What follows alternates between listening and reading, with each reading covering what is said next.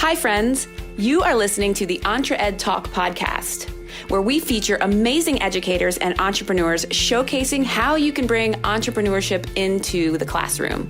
We believe entrepreneurship is for everyone. I am your host, Toy Hirschman, and I am so glad you chose to join me on this journey. Let's go. Hello, everyone, and welcome back to another episode of the EntreEd Talk podcast.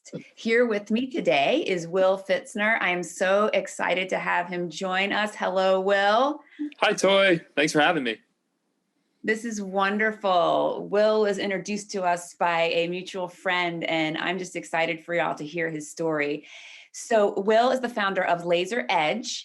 And LazerEdge was born in the Entrepreneurship Garage at NC State, where Will began creating a variety of sustainable wood home products to sell to his friends and family. After many requests for NC State licensed products, Will acquired a crafter's license from the university and experienced great success selling licensed products at local street festivals. When he realized the demand for his work, Will started to pursue his passion full-time, developing the optimal product line, fostering relationships with local retailers, and acquiring licenses at various universities around the state. And to date, LazerEdge holds licenses with over 100 universities around the United States and maintains relationships with over 300 retail partners. That is really cool. Yeah, it's like taking a trip down memory lane hearing that. This is awesome. So I know that our audience will be super excited to hear your journey because you have a really, really cool story, and I'm going to let you share that with them. I got a little bit of a taste of it and had to stop you when we had a call because it's really cool, and I didn't want to have any spoilers for myself. So Yeah, that's great. And it's amazing how fast time flies. It's already been 7 years since that started, since I was in college, just doing this as a way to make a little side income as a broke college student. Tell that story. So why don't you share with us more about your journey and how you started and how you got to where you are today, because it's really incredible. Yeah, definitely. So a little bit about me. I'm from rural North Carolina, Mount Airy. Everyone knows it. Most people know it as Mayberry, home of Andy Griffith. And so I grew up and graduating from a high school class of about 100 people. And so through that, I went into the STEM field because I was okay at school. And so I decided to go to NC State to pursue engineering. And there, throughout my biomedical engineering degree, I got involved with some labs, doing really cool research with the vet school at NC State. Most people know of that. And we were working on little dachshunds. They had spinal cord injuries, and we were, exactly. And the vet school was figuring out how to recorrect it. So I was doing really cool research for a biomedical engineer, but it wasn't driving at my core. And I felt as though I was still missing something. And so my junior year of college, I moved into a new dorm, and it just so happened that on the bottom floor was this entrepreneurship village at NC State. And it was there that I got involved with a new group of people. I found this laser cutter. I thought it was the coolest thing, shooting a laser beam through material to prototype various things. And the manufacturing journey to optimize the best coaster and ornament really started there. That's really, what is an entrepreneurial village look like? Oh man. So NC State, so I didn't know what entrepreneurship was until my junior year of college when I got introduced to this. And I think NC State, they were one of the most forward thinking in creating these entrepreneurial villages, but it's a group of like-minded people that all believe in this entrepreneurial spirit and the spirit to think outside the box, and never put yourself in limits. And so they created this garage where it was sponsored and it allowed students to create and have no boundaries while in college and have a safe working environment for them to express their ideas and potential mentorship from various people around Raleigh and at State. Wow. That sounds awesome. And it's in Yeah, the bottom of your yeah, dorm. That's so cool. exactly. And it just so happened it was on the bottom floor. I got involved. There were, free food events as a college student. You're like, free food, I'm there. So it was great to have this little village right downstairs. They were really forward thinking and gave us this cool area to all gather. I think at the time there were 100 or a couple hundred people involved, and you just got to network with these other college students who all had crazy ideas and wanted to change the world. So you started doing this in college, and then when did you did you finish engineering? When did you make the switch to like, this is what I'm going to do? Yeah, so junior year, that's when I started really finding the laser cutter interesting and making gifts for family, friends, and really picking up with my little network I had. And I still said, this is just a hobby, a way for me to express my creativity outside of typical engineering coursework.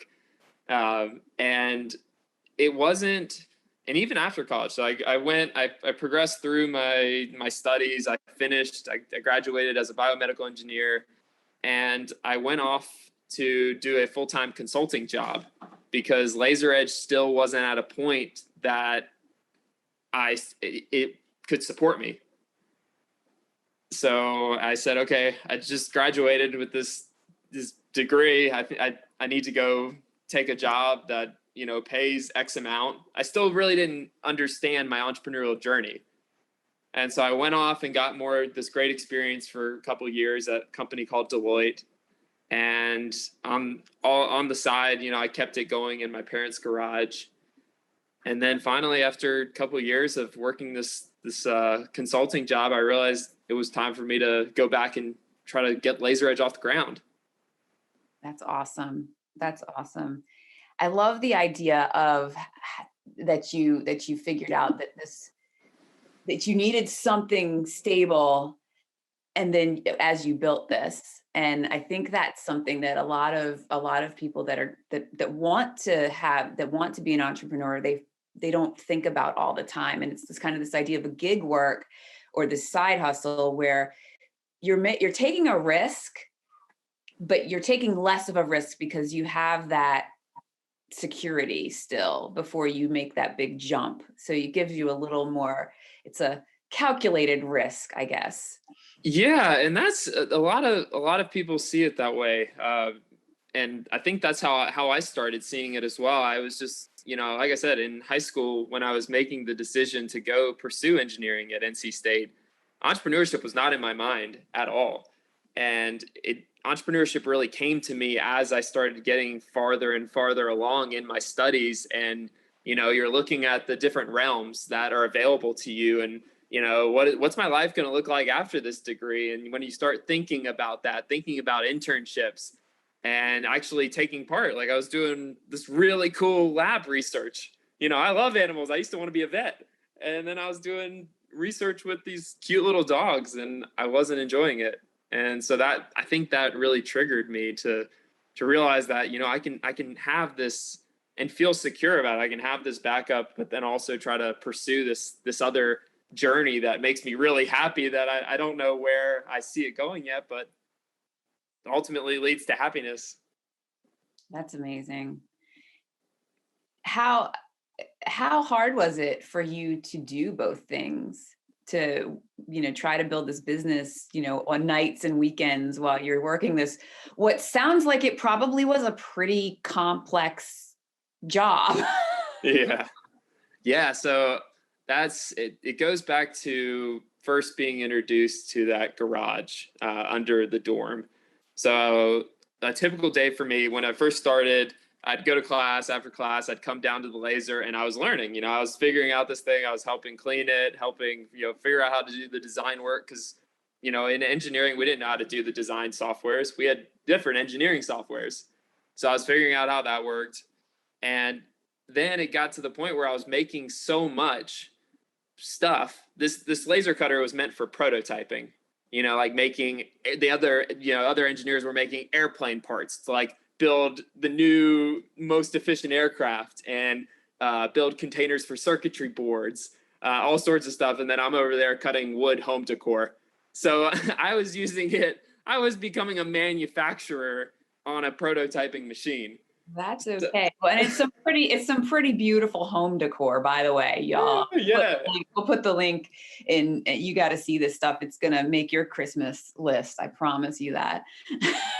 Yeah, exactly. So I was making signs and all this stuff. Anyways, it got to the point where I was cutting at night. I had to leave it during the day for anyone who wanted to prototype, and I was on there. So I'd get done with class, I'd go study, and from 10 p.m. to 6 a.m. I would be cutting, my orders, the things that I needed to get done. Wow. So it was tough. So everyone else is out at the bar and at the parties, and you're in the it kept me out of it kept me out of trouble. No, but I was loving every minute of it. That was the big difference, is I could stay up all night doing this, but when it came to other things that I didn't want to do, I didn't have that same drive. So that's when I knew I was really on to something. It was me just simply making these this home decor, but I really loved it, and I knew I could get really good at it. That's a really good point. I love that you made that point, because when you find something that lights you up like that, and I hate the word passion because that's so abstract, and people all over there, oh, find your passion. And everyone's like, how do I know what that is? Yeah, find it. But it's that thing that lights you up, and you didn't really even know, you probably didn't even think of it as a passion, but you're like, I want to do this. I am, hobby or not, or whatever, this is something I want to do. And it's you were being creative. You were getting that creativity out there and feeling inspired. And that's, I think, where that this is something whatever it turns into, I don't know what that is, but I want to keep going with it. Yeah, exactly. I think we can all learn a lot from various people, from those stories that people have, and about those little sparks that they get, because everyone's different. Everyone's going to have a different interest and a different way of seeing something. So yeah, I agree. I didn't fully realize it at the time because I just had STEM, STEM as a focus in my life as a professional career. And that gap of my understanding that this world of entrepreneurship is a very hard and rough world, and a very, tough and journey, but if you have the right mindset and you have the right base, it's a never ending journey, and it's a fun one to be on if you can make it. Yeah.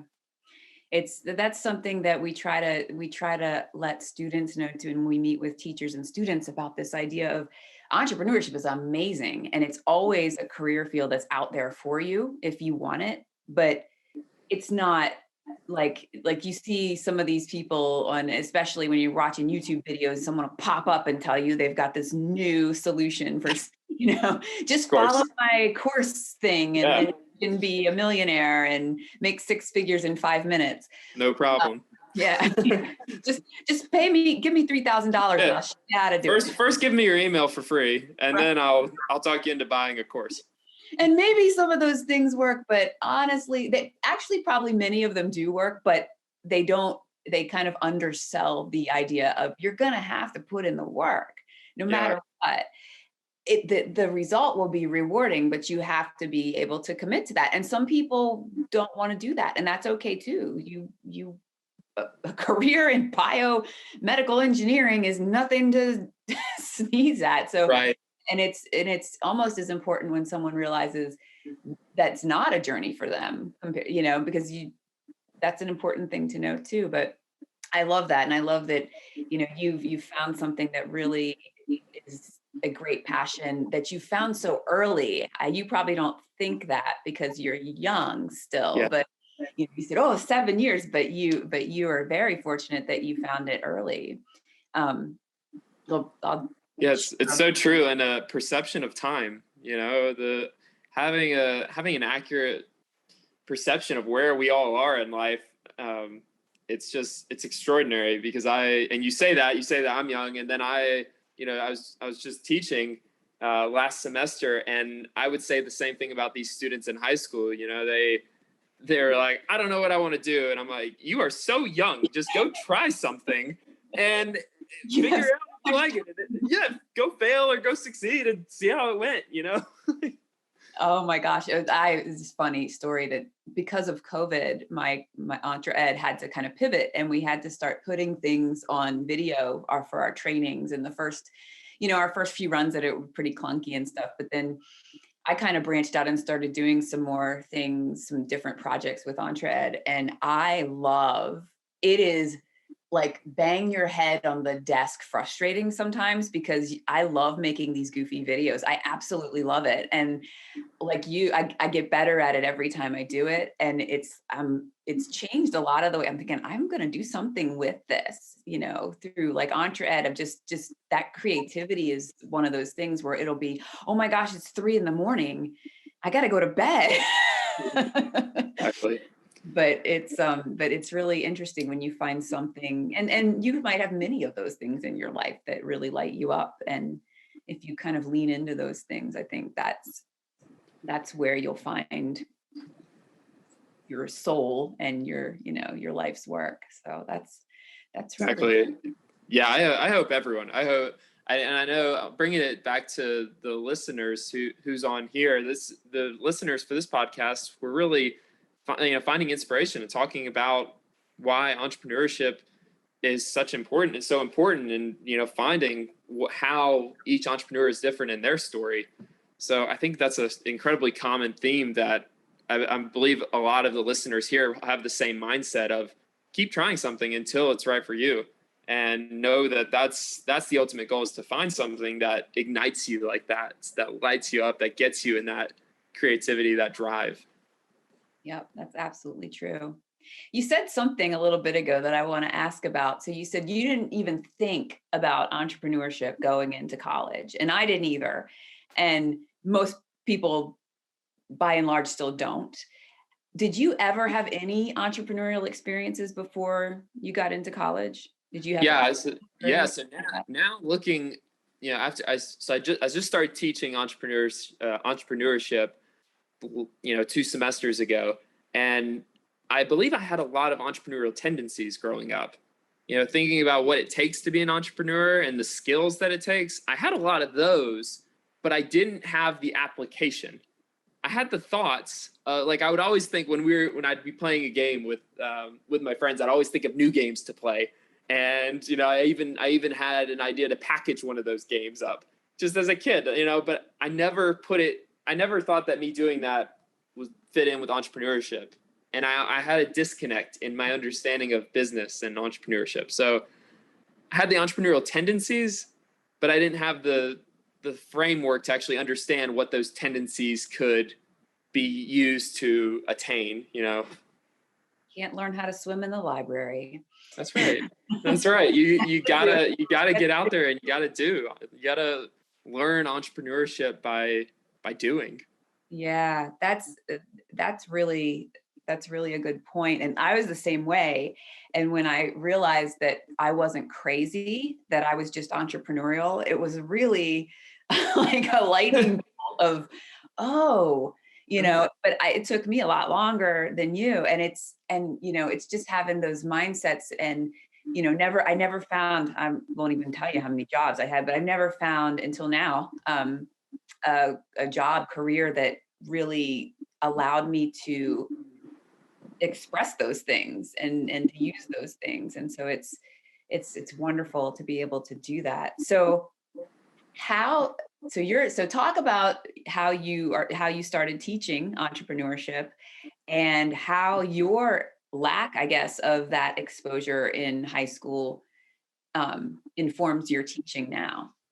Yeah, that's an interesting point. So, like, as you were talking about your story with COVID and how you all have had to adapt, the same thing happened with LazerEdge.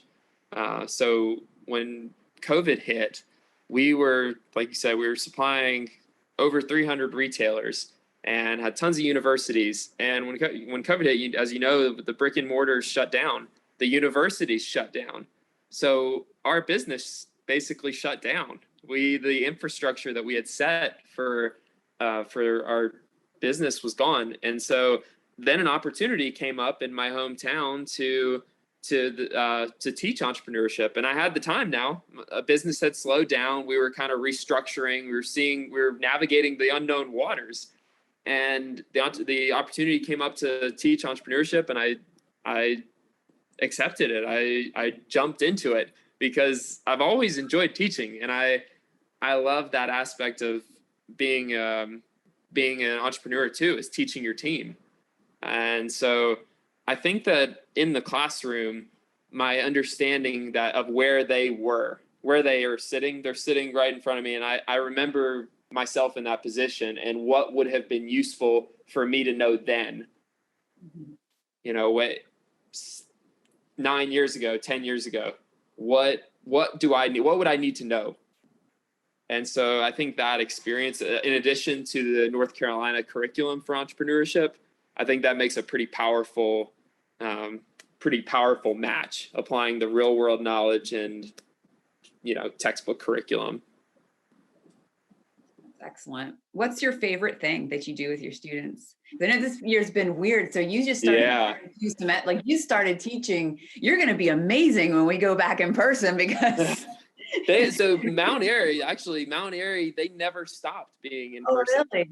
Yeah, they were one of the first school in North Carolina to say, you know what, we are going back and we're not doing these AB schedules. We're going to give everyone an option to be remote, but we're going back in school. So it's been great. And so that's really allowed us to interact with the community and get the school involved in the community and apply what we're learning in the classroom and actually get out there, see yourself in the community, see what your community needs. Because I think for entrepreneurship, that's a great place to start is, what does the world need, but on a smaller scale, just look around, look at your family, look at your friends, look at your community. What do they need? What problem are you trying to solve as an entrepreneur? And so I think the students, I think that's the most valuable thing that they get from the curriculum is seeing that there are needs and that they have the knowledge, they can acquire the knowledge and they have the interest to go address those needs. Yeah, that's perfect. We talk a lot about that empathy piece empathy/pain point piece, where when you're going to be a successful entrepreneur, you have to solve a problem for somebody else. You have to fill a need for somebody else. And that need can be, I'm just looking at this thing behind you on the wall. Like, I needed really awesome wood and cutout of my state, of my college. Or, that's something I really want, I think it's beautiful. Or I need, there's a need for a community building in my town, or there's, trash by the river and that, or whatever, but whatever it is, whether it's a small need or a big need, or, Little League needs new socks. I don't know. Yeah. And then that adding value piece, what do they need? And then adding as much value as possible. And so I think the students, and I think we all, if we can start looking through that lens of how do we just give the most value to those around us, whether you're in entrepreneurship or just getting started, just if you can add value to more people, you'll be successful. You'll start to see common trends of what you're good at. What do you like helping people with? What do you like delivering? And I think a lot of the students, they started to get that. That's wonderful. Well, they're very fortunate to have you as their professor of. Yeah, but that's the thing about teaching. That's what I've really gotten, is that I feel just as lucky because I feel like I'm growing. We've talked about this a little bit. Is you feel as though you get just as much, and the community members that are involved in the curriculum, they say the same thing. Other business leaders, when they are able to work with a high school student on their passion or in some way give them some knowledge or some experience to help them, it's mutual. And I think that's our world, is mutual interactions, mutual, value add. That's true. When you're teaching correctly, that's what it should be like. You should feel like you're learning as much from them and getting as much from them as they are from you. And that's really where we hope everybody gets to that point in education where it's more of a, you're the leader, yes, but you're really a facilitator and helping them find their way, which is really wonderful. So how is LazerEdge doing now? Are you picking back up? And where Yeah, are so you planning to go from here? oh yeah, so it's very exciting.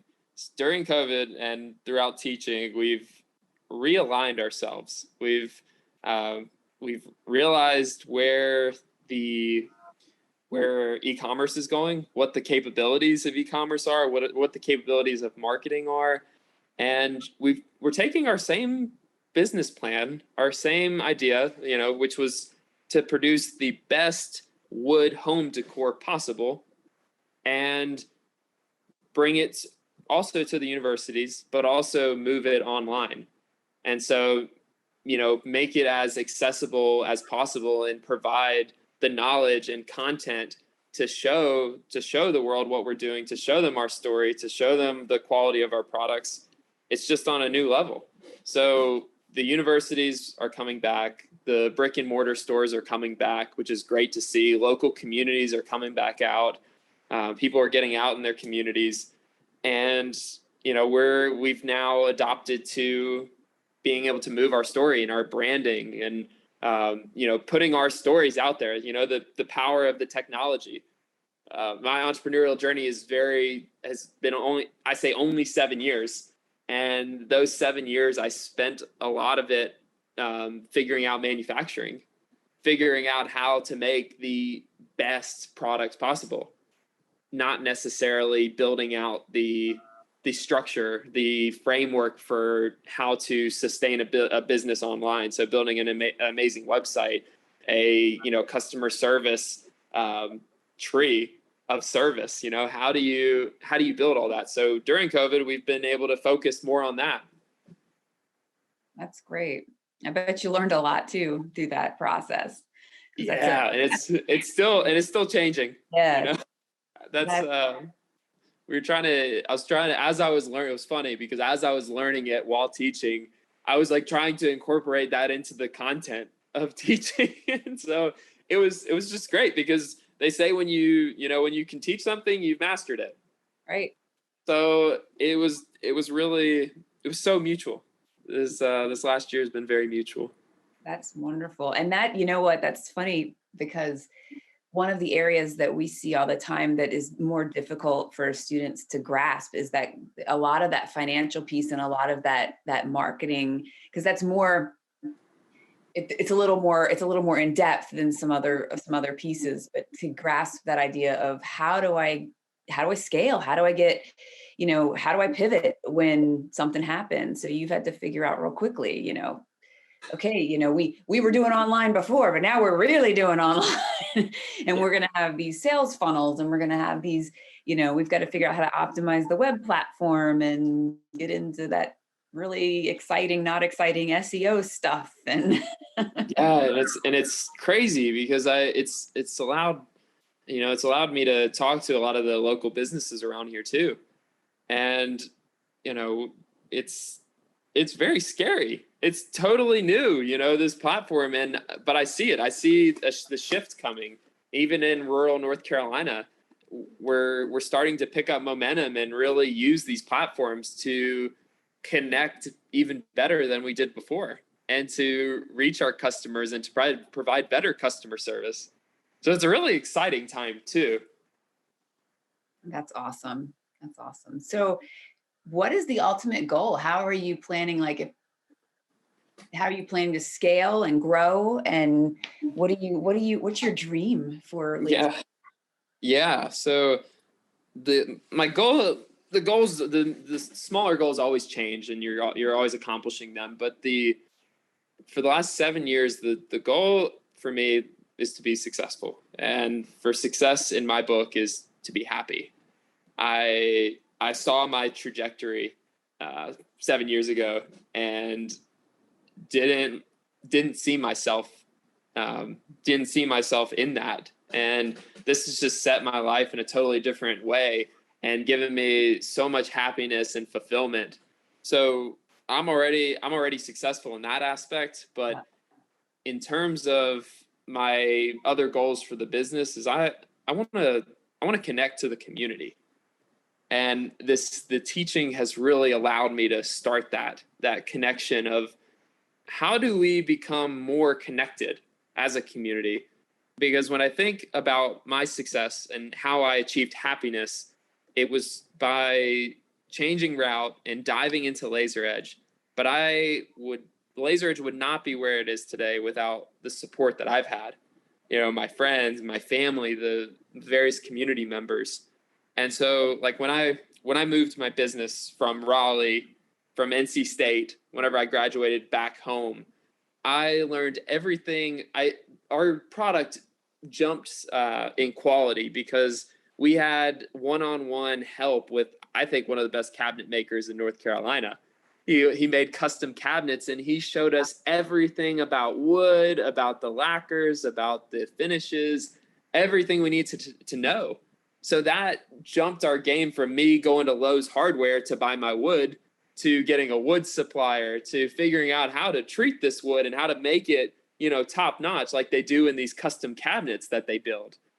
And so when I think about that changed my entire life. So what I want to do is figure out how to connect the business world with the educational world, these middle school, high school students, getting into community colleges around the area. How do we really connect everyone, aside from Facebook, Instagram, LinkedIn? What's the next level of connectiveness that we can give to give people this vision of success, to be able to show them that like you can be happy, whatever it is that you can dream of, whatever it is that you can think of.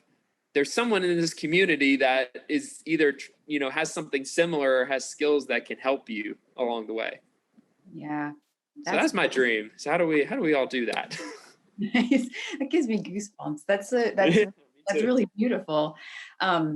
Yeah, and it's so true, and you really only need, you need people. I interviewed a wonderful, wonderful author, Stephanie Malia Krauss, a couple episodes ago, and actually did a two-part.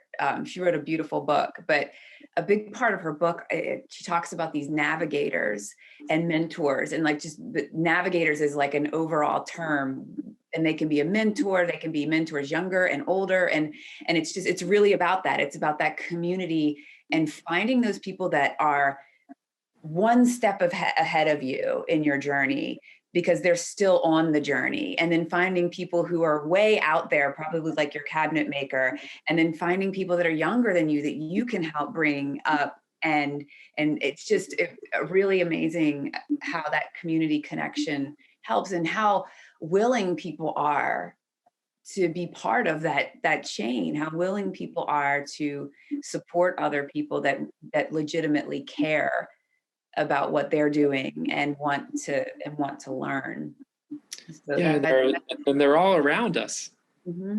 They're right. They're all around us, and so it's pretty incredible, especially in rural North Carolina. So like where I come from, everyone knows each other, and we can do. There's so much potential to work together more closely in these professional ways. So we need more content like that. We need more conversations around that and around the framework for what should we be doing? Who should we be trying to find time to hang out with? Who should we find time to collaborate with? Making it very intentional who you're putting yourself around. Yeah, what is that saying? You're the average of the 5 people you spend the most time with, or something like that. Yeah, something like that. Yeah. They're all children, so that's show me your friends, I'll show you your future. Yeah, it's pretty deep. Well, I mean, it's true though, and I'm glad you mentioned rural too, because I mean, obviously the community of practice works in anywhere. But what's really unique about rural, we also work with a lot of rural communities, is that a lot of these I guess they call it, I've heard it called like the brain drain, where kids growing up, they feel like they have to leave and in order to be successful. And entrepreneurship is really the answer to that, but a lot of them don't want to leave. So, I mean, I know a lot of students, I'm in very rural Maryland, and I know a lot of students here, that's what they think. They think I have to leave, but they don't really want to. They like it here, but they don't. Some of them do, but they don't, a lot of them want to stay close to family, or they want to go away to college, but they ultimately want to end back up in rural to raise their own family someday, and that's kind of a point, that narrative that we're trying to change, because entrepreneurship solves that problem. You can build Totally. your own in wherever you are. Yeah, and the change that it's amazing that we're talking about this now. This just happened. COVID just opened the gates for bringing technology into our everyday lives as a nation, as a world. And it's like, it's the biggest wake-up call that you can be anywhere you want to be to do what you want to do. It used to be true. It used to be that you need to go make connections if you wanted to go do a certain pathway. But now there's no excuses. There are no limitations in my eyes. That gets me very excited for our community of Mount Airy, that we can do this. If we can figure out how to embrace it as a community and allow our youth or have our youth understand the capabilities that we have and start thinking big, for our communities, and thinking, 20 years, 30 years. Don't do this 5-year thinking, think long term. What can we accomplish if we start now?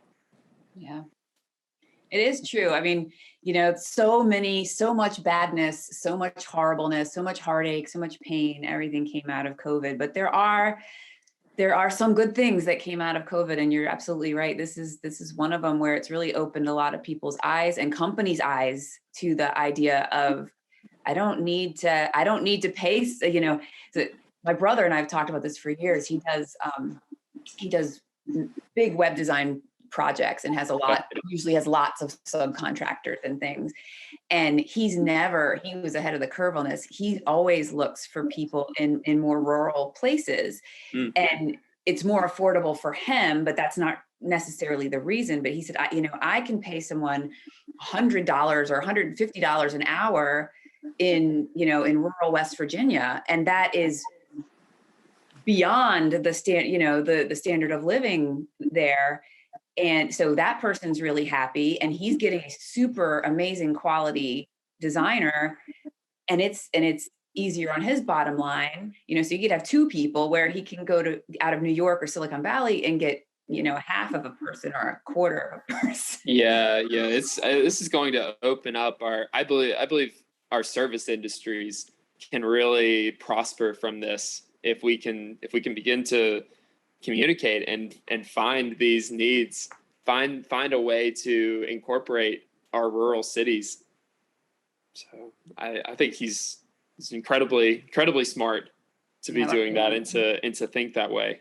And then I think a lot of companies are starting to think that way as well. And they're learning that, we didn't need to have this office where everyone has to drive in and, pollute the air with their commute every day and out of the city. And, who wouldn't? I mean, some people like to live in the city. I'm not one of them, but if that's you, that's totally fine.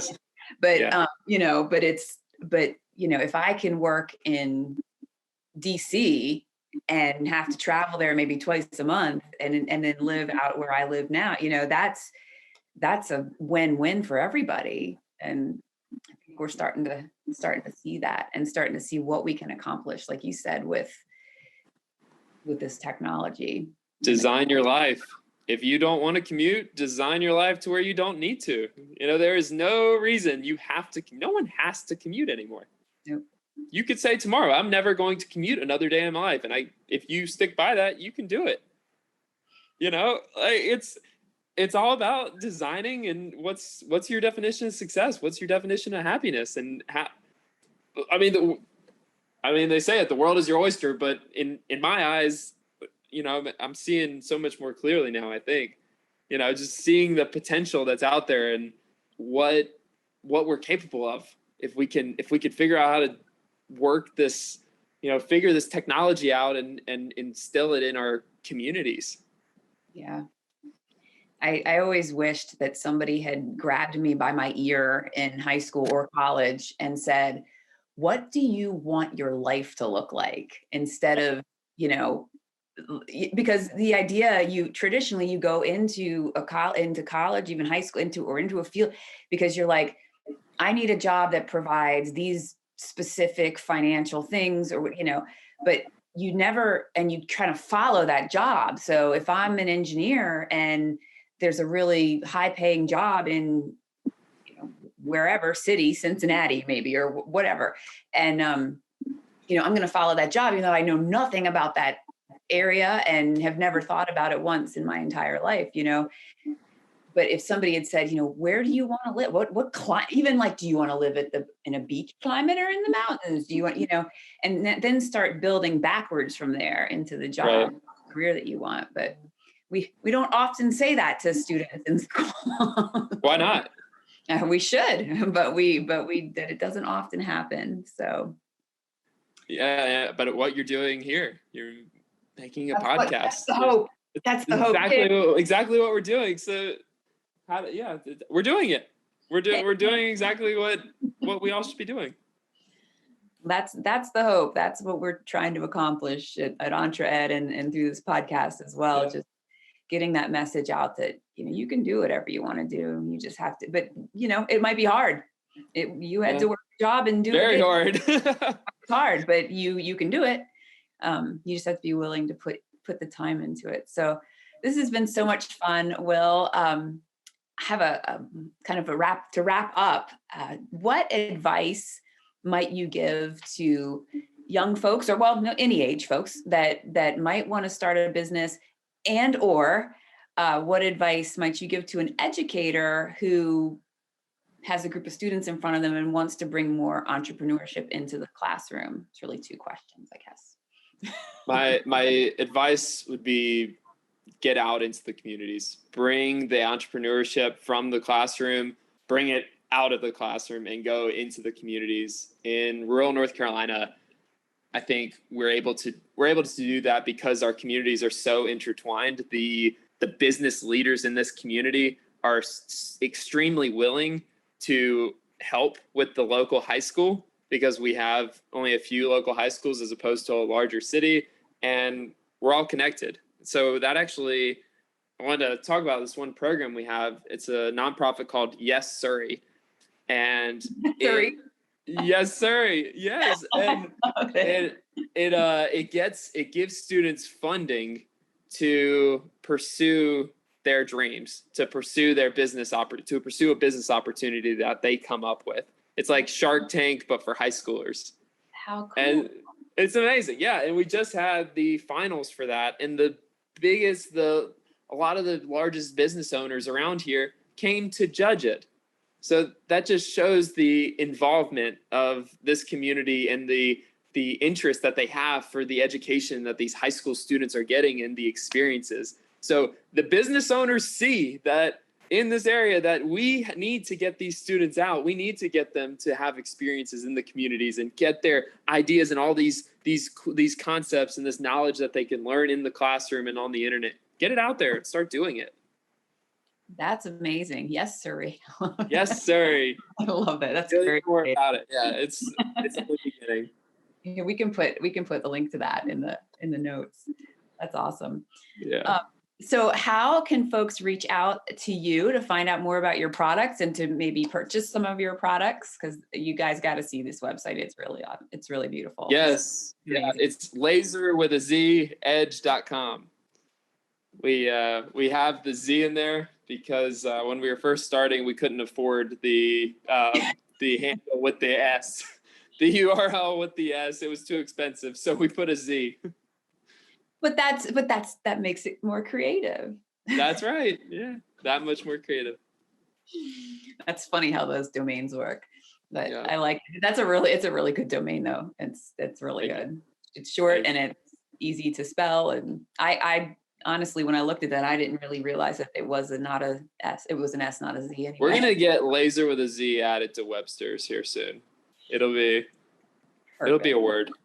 Well, when you play laser tag, isn't that with a Z? I feel like I've seen that with a Z before. Laser. I think some people maybe do that with laser tag. Yeah, they're coming after us. They like the trend. The laser tag lobby. Yeah. Awesome. Well, Will, this has been so much fun, and I'm so grateful to have had you on today and to have met you. And I know that our audience will just absolutely love your story, and be inspired by your ability to make that shift in your life and then to pivot again with COVID. And it's an awesome story. So thank you for sharing that. Thank you, Toy. It's been a pleasure.